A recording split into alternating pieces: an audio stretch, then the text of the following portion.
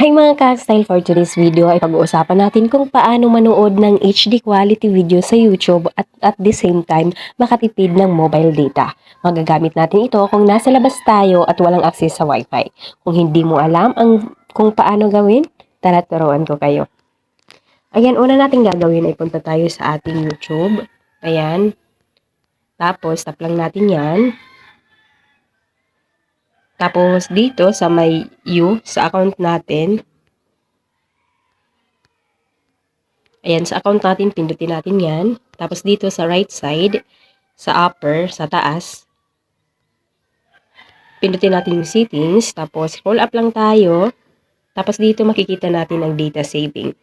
Tap lang natin yan. Tapos dito, katulad ng nakaset sa akin, tinorn on ko yung data saving. Ipapakita ko sa inyo.